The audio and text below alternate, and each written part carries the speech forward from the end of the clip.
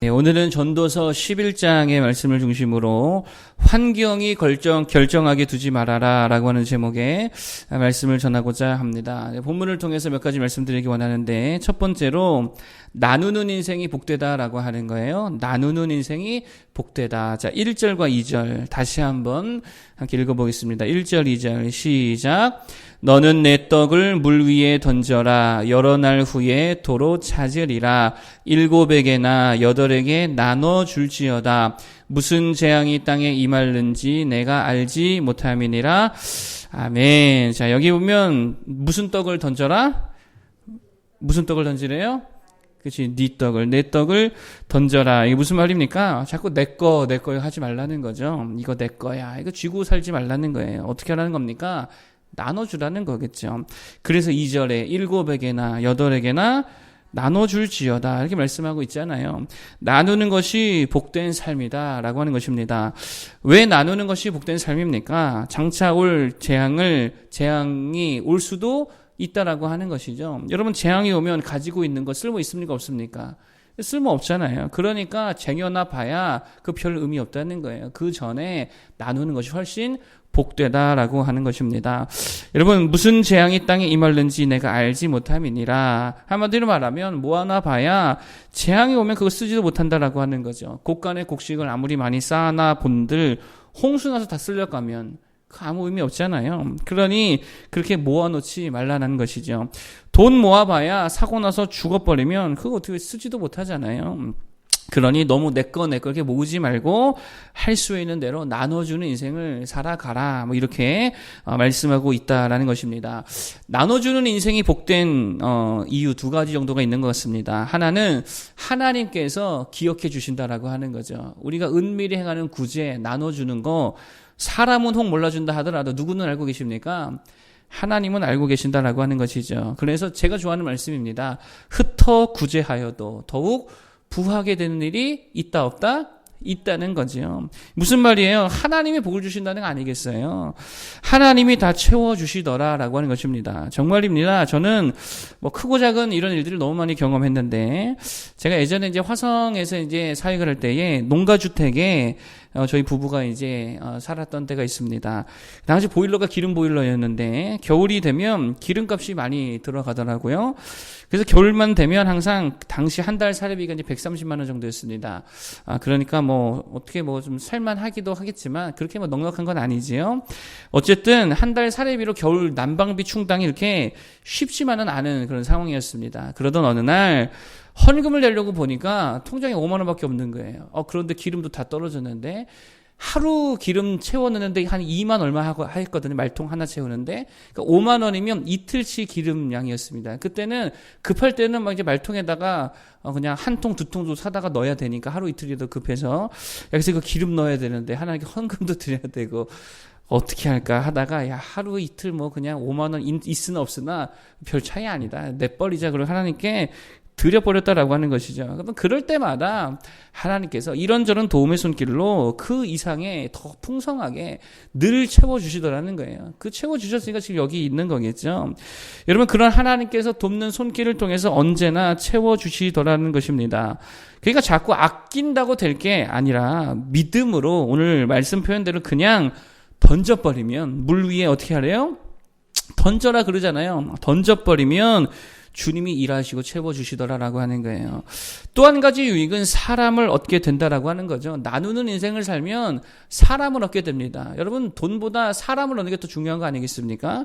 그러니까 더 중요한 축복이라는 것이죠. 친구가 많아지고 동역자가 많아지게 된다라고 하는 거예요. 엄청난 축복이라는 것입니다. 그래서 인색한 자에게는 주변에 사람이 있어요 없어요? 주변에 사람이 없지요. 나누는 인생이 되게 중요하더라라고 하는 거예요. 그러면 무엇을 나눌 것이냐? 뭐 물질에 대해서 이야기하고 있는 것 같지만 사실은 물질뿐만이 아니고 지식도 나눠야겠지요. 그리고 자기가 있는 은사도 재능도 나눠야겠지요. 그리고 무엇보다 진짜 우리가 나눠야 할 게 무엇입니까? 하나님의 은혜와 말씀과 복음, 그 나눠야지요. 이거 가지고 있어서 뭐 하겠어요? 그렇죠? 이거는 무조건 나누는 게 100배, 1000배, 10,000배의 축복이 되는 줄로 믿습니다. 이거는 무조건 나눠야 되는 것이죠. 아직도 제가 이제 기억나는 간증이 있습니다. 한때 제가 좀 많이 얘기했던 것 같은데, 북한 선교 하시는 이 모퉁이 돌 선교의 이상 목사님 간증, 제가 참 좋아했었던 간증입니다. 이분이 전도하러 북한에 갔다가 아무 전도도 못했다 그러죠. 그리고 나서 이제 추방당할 위기에 몰려서 보안위원회에 끌려가지고 기차를 타게 됐다는 거 아니겠어요? 근데 가방 안에 잔뜩 수백 장의 전도지가 있으니까 야, 이거 발각되면 큰일 나겠구나 싶어가지고요. 그거 어떻게 했다 그래요? 화장실을 다 버린 거예요. 그 나라 화장실은 밑에 뻥 뚫려 있대요.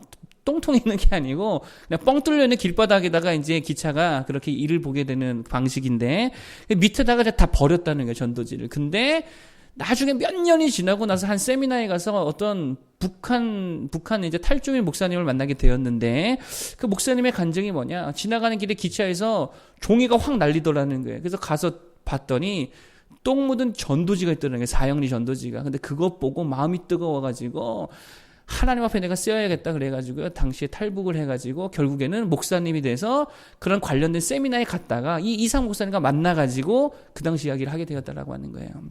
전도지를 어떻게 했다고요? 그냥 버린 거죠. 그냥 막 버렸더니 하나님이 그것을 통해서 일하기 시작하더라라고 하는 것입니다.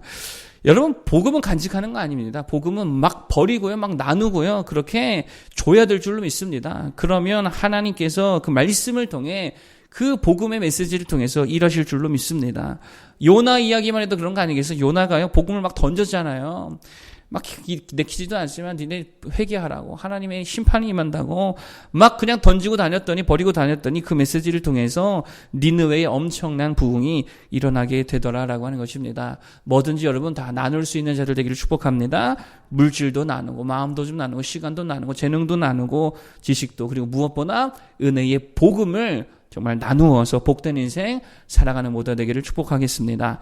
두 번째로 말씀드릴 것은 뭐냐? 상황과 환경으로 결정하지 말라는 거예요. 상황과 환경에 결정하게 두지 말아라. 자, 4절부터 6절입니다. 자, 의미를 생각하면서 한번 읽어보겠습니다. 4절부터 6절까지. 시작. 풍세를 살펴보는 자는 파종하지 못할 것이요 구름만 바라보는 자는 거두지 못하리라.